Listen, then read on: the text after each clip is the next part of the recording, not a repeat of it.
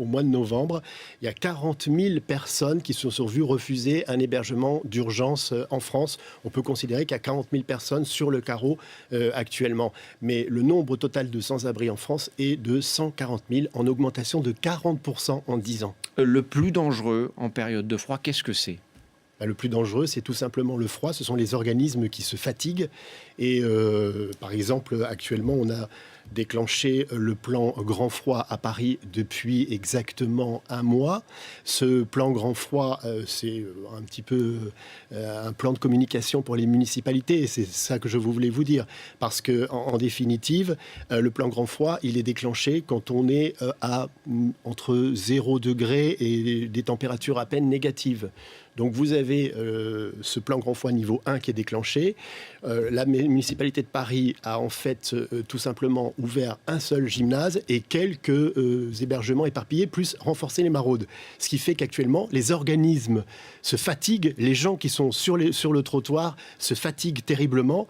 Et puis arrive cette vague de froid et donc on a ce risque de mortalité. Vous dites que les plans mis en place sont insuffisants. Qu'est-ce qu'on pourrait faire davantage ? Les plans mis en place, effectivement, sont insuffisants. Ce qu'il faudrait faire, c'est déclencher le plan Grand Froid, non pas à 0 degré, le Grand Froid niveau 1, mais le déclencher à 5 degrés, par exemple. Température ressentie actuellement sur Paris ces derniers jours, on était à 5 degrés, température ressentie, moins 2, moins 3, moins 4 degrés. C'est là que les gens ne vivent pas, c'est là qu'ils survivent simplement. Et je vous dis, les organismes se fatiguent. Quand arrive effectivement cette vague de froid, eh bien, il y a des morts. Il y a ce que les autorités font, il y a ce que vous faites aussi pour essayer de sauver des gens face à cette vague de froid et notamment ce manteau un peu particulier. Expliquez-nous de quoi s'agit-il ?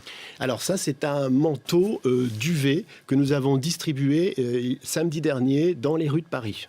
On maraude tous les samedis soirs depuis 3 ans et on a distribué ces manteaux duvet. Je vous dis tout de suite que nous en avons distribué 70, que nous n'en avons que 100 à distribuer et que nous cherchons des investisseurs. Alors, c'est un bon point. Expliquez-nous d'abord, avant de voir comment il est fabriqué, par qui et ce que l'on peut faire peut-être pour vous aider, comment ce manteau duvet fonctionne.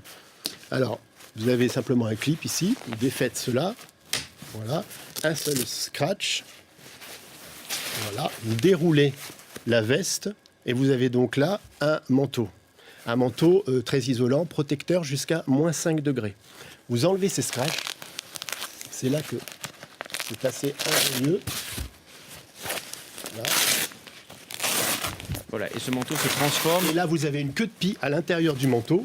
Vous défaites cette queue de pie. Oui. Et ça devient un sac de couchage. Un sac de couchage. Voilà. Combien ce prix ? 170 € parce qu'on ne peut pas en fabriquer beaucoup. On en a fabriqué actuellement. Où sont-ils fabriqués ces manteaux ? Dans une usine du Nord. La volonté de la personne qui porte le projet, c'est Christine Bruno de l'association Femmes de Demain.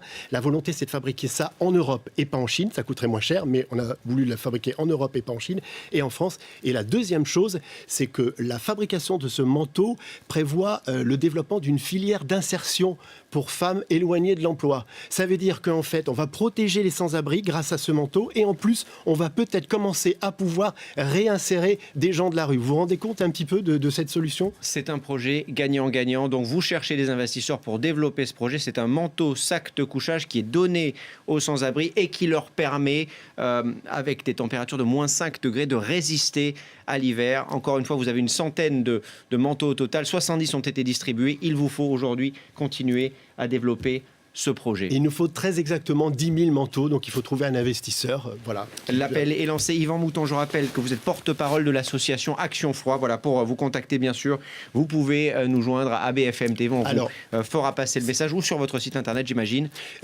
Alors, pour le manteau, c'est manteaudavenir.org. L'association qui porte le projet, c'est Femmes de Demain. Et pour nous, nous sommes Action Froid. Voilà, nous sommes une association créée sur Facebook il y a 3 ans.